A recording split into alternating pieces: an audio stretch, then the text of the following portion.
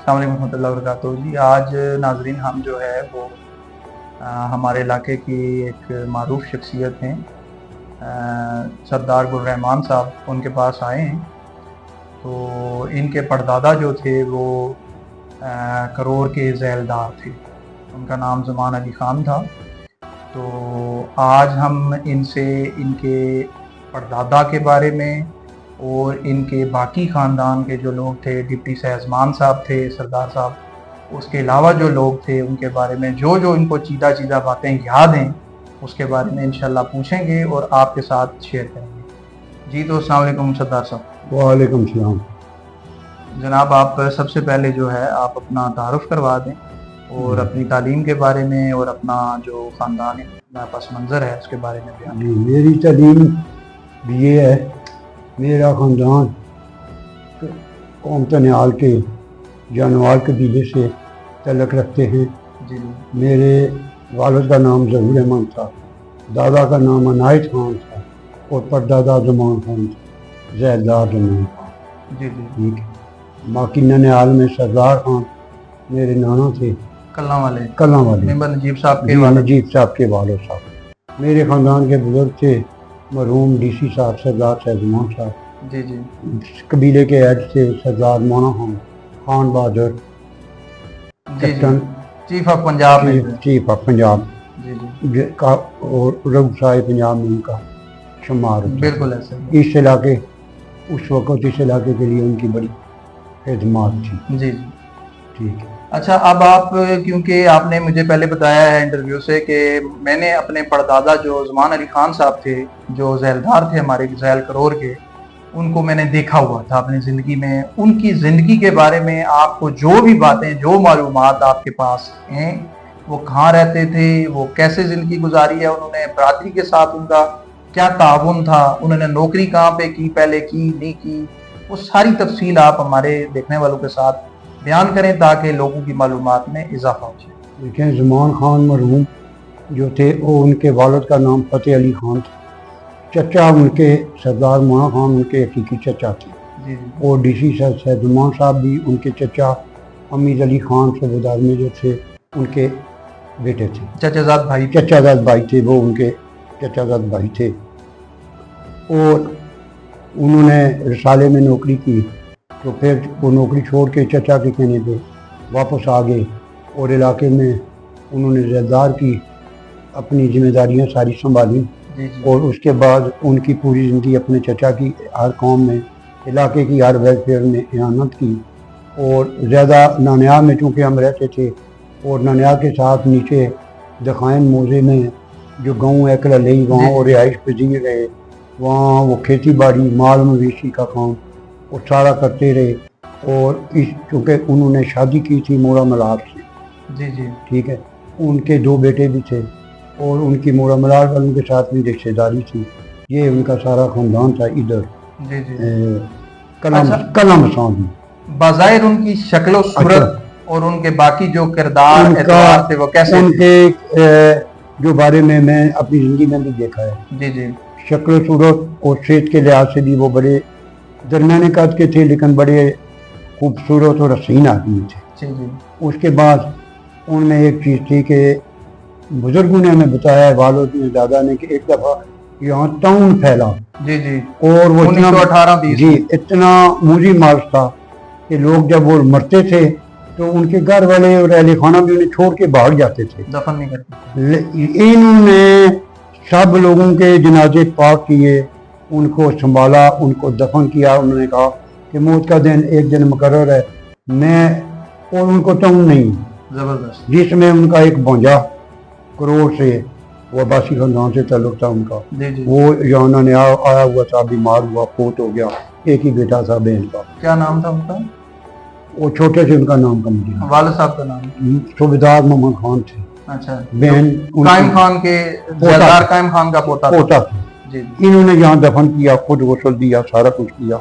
एक नीचे हमारी हाशमी फैमिली है, उनके भी एक बंदे को हुआ, फिर उसके बाद जाके उन्होंने उसको भी दफन किया। ठीक ठीक। उसके बाद ये उनकी एक बुनियादी बात थी। उसके बाद उन्होंने अपने सारे ख़ानदान, कबीले, रिश्तेदारों सारों में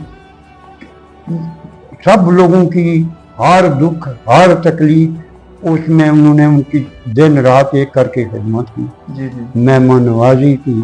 कोई बीमार हुआ, किसी की कोई कोई चोट लगी, कोई टांग बाजू टूटा, वो उन्होंने उसका सारा कुछ किया, संभाला।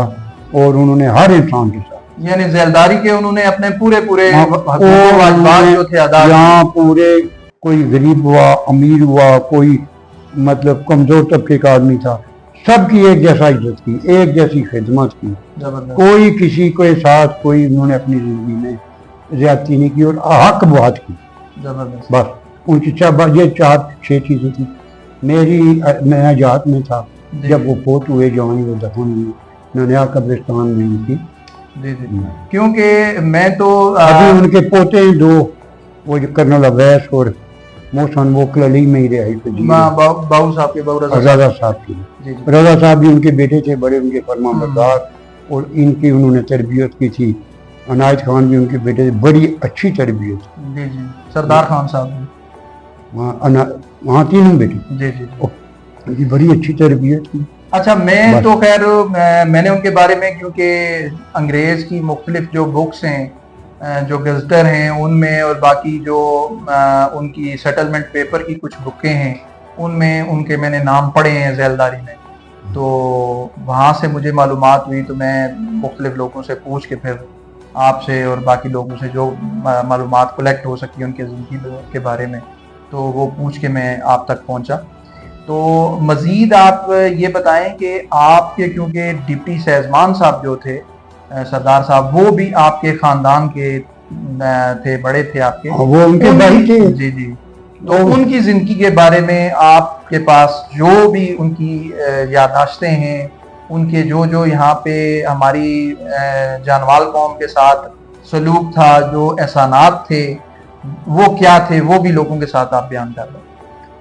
सरदार सैजुमान साहब वो हमारे सरदार साहब के भाई थे। जी जी वो चचाजाद भाई थे, सूबेदार मेजर अमीर अली खान के बेटे थे। जी उन्होंने अपनी तालीम अलीगढ़ यूनिवर्सिटी से हासिल की थी। जी जी उनको उनके जो चचा थे माना खान, उन्होंने उनको अलीगढ़ में तालीम दिलवाई।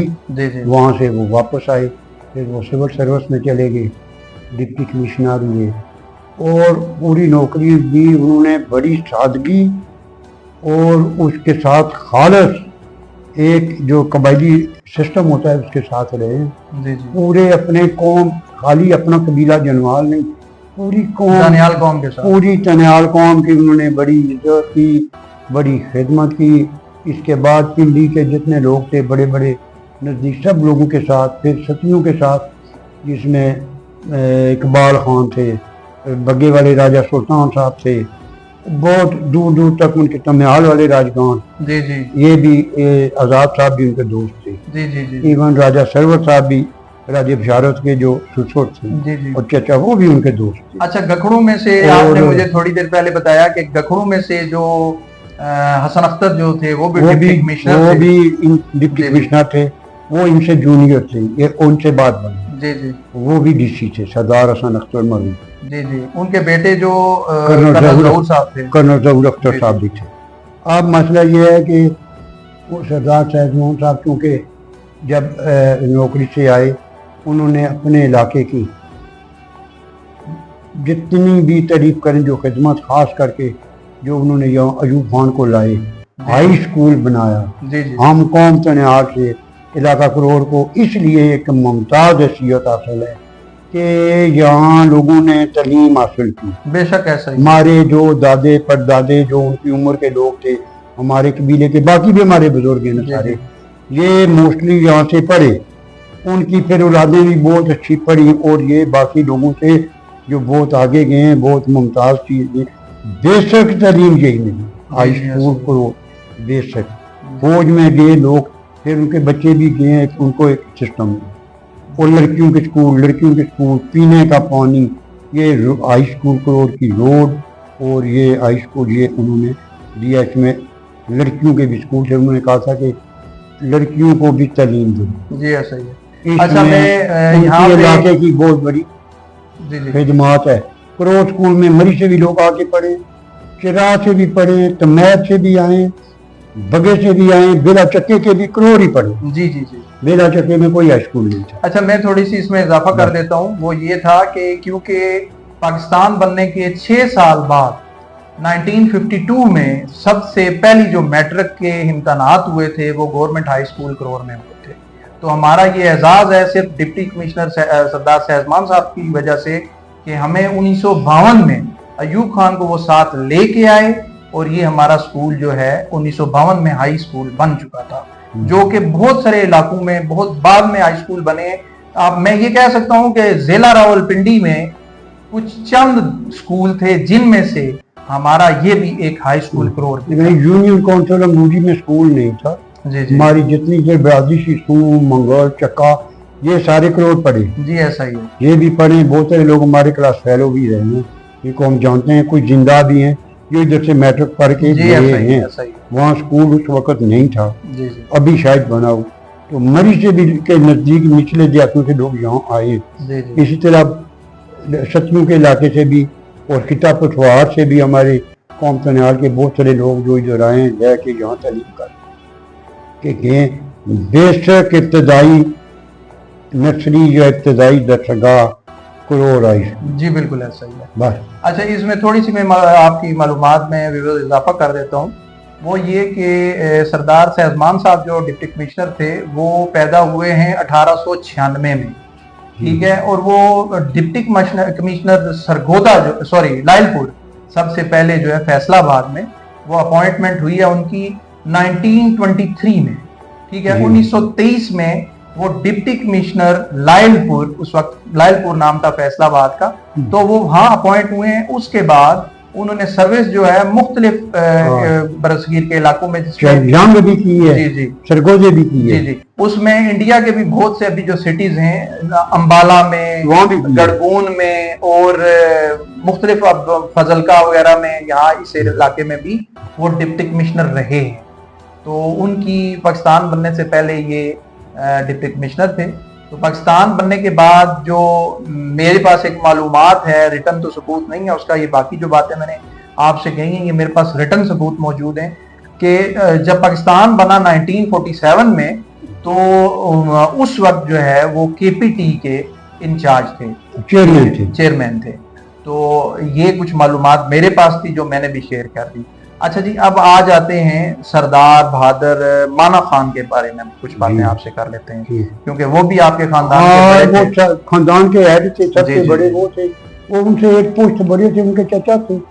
तो उनके अपने दौर में उनका जो कुछ है वो एक तफसीली जिक्र है जी, इंशाल्लाह एक अलग प्रोग्राम कर लेंगे। हाँ, वो सारा कुछ जिक्र है। वो उनके चाचा थे, इनको भी पढ़ाने लिखाने वाले, इस मुकाम तक पहुंचाने वाले। जी जी। सारा कुछ उन्हीं का, सारा किरदार उन्हीं का। उनके ससुर भी थे, चचा भी थे। जी जी। दोनों चीजें थी, ये था। तो वो अपने दौर में उनका एक अपना हिसाब रहा है इलाके में, खानदान में, बरादरी में, जो कुछ रहा है। अब मसला ये है, बहुत सारे लोग अब हम असर नहीं रहे हैं इनके, चूंकि हमारी इजाजत में जो गए। तो अभी ये है कि जो उनकी बातें उनके हम असर हमें बता गए, वो इरादा प्रोग्राम करें वो हम बताएंगे। इस इलाके के हमारे जनवाल बरादरी के दूसरे लोग जो उनके बारे में जो चीज़ें हमें बता गए वो हम सारी चीज़ें बताएंगे। कोई हम उनकी औलाद में से कोई मसला नहीं। अच्छा, आपने जो है अब अपनी जॉब वगैरह कहाँ पे की और अब आप क्या करते हैं ये भी थोड़ा सा बता दें ताकि। मैंने सिविल में जॉब की थी और फिर PTCL में। जी जी। फिर मैंने वहाँ से रिटायरमेंट ले ली थी। किस होते तक आप वहाँ पे? मैं वहाँ अकाउंट अफसर था, फिर वहाँ से मैंने रिटायरमेंट ले ली। अच्छा। अभी घर में ही जो है पिंडी रहते हैं, गाँव में भी रहते हैं। आप लोग गुजारा करते हैं शराफत के साथ। बस जी, बहुत शुक्रिया जी, बहुत मेहरबानी, आपकी बड़ी मेहरबानी। आपने टाइम दिया और हमारे मालूमात में और हमारे देखने वालों के मालूमात में आपने ये जो प्रोग्राम शुरू किया हुआ है, ये आपकी बड़ी मेहरबानी। आप अपना वक्त निकाल के ये कर रहे हैं। जी, ये मेरी कोशिश जो है सरदार साहब, मैं आपको भी बता देता हूँ और देखने वालों को भी बता देता हूँ कि मैं अपने जो इलाके की पुरानी तारीख है उस पर काम कर रहा हूँ और उसको जिंदा करना चाहता हूँ, उसको उजागर करना चाहता हूँ, लोगों में उसमें शऊर पैदा करना चाहता हूँ। क्योंकि हमारे यहाँ बहुत सारी ऐसी अजीबोगरीब किस्म की बातें की जाती हैं जिनसे हमारा कोई ताल्लुक नहीं है, ठीक है। तो मेरी ये कोशिश है कि मैं जो असल हकायक है, जो आप असल बगैर- तारीख है, वो बयान करूं लोगों के साथ, ताकि लोगों को अवेयरनेस हो। और मेरी ये बातें जो मैं कर रहा हूं, ये मेरे पास रिटर्न सबूत के तौर पर मेरे जितने पुराने व्लॉग्स हैं या मैंने जितनी भी पुराने बातें की हैं, उन सारों के मेरे पास कोई रिटर्न सबूत, प्रूफ हैं, किताबी हवाला जात हैं, तब भी मैं ये बातें करता हूं। तो बहुत शुक्रिया, बहुत मेहरबानी की एक दफा फिर सरदार साहब आपकी, जो आपने हमें टाइम। बड़ी मेहरबानी और शुक्रिया और मेहरबानी आपकी, जो आप इतनी लगन, एक जज्बे के साथ, जिसमें आपका ना कोई लालच है ना कोई मसला है, मुझे सारा काम कर रहे हैं। तो ये करना चाहिए हर आदमी को। जी जी। लेकिन चलें, आप आजकल सरदार साहब, ये हर बंदे के बस की गेम नहीं है। बात ये है, मैं व्यवस्था की अल्लाह मालूमात ताला में इजाफा आपको कर देता अल्लाह ताला हूँ। आपको तौफीक दे। आमीन आमीन। बस। वो ये था कि मैंने अपनी जाती लाइब्रेरी है मेरे पास, ठीक है, जिसमें मेरे पास कम से कम भी 8-10 लाख रुपए की किताबें हैं। ठीक। और मैंने इसके ऊपर बड़ी मेहनत की है। कुछ साहिबान जो मेरे दोस्त हैं उनको पता है कि मैंने कितनी मेहनत की, कहाँ से किताबें लाई, कहाँ कहाँ के सफर किए। तो ये इतना आसान काम नहीं है, इसके लिए वक्त चाहिए और पैसा भी चाहिए। पैसा भी, वक्त भी और जी, जी। रिसर्च के लिए रिजल्ट भी चाहिए। जी बिल्कुल ऐसा ही। ठीक है। तो बहुत शुक्रिया दोबारा आपको। तो इसके साथ ऐसे- खत्म करते हैं। बस तो बहुत शुक्रिया जी, अस्सलाम वालेकुम। मेहरबानी, बहुत बहुत शुक्रिया। शुक्रिया।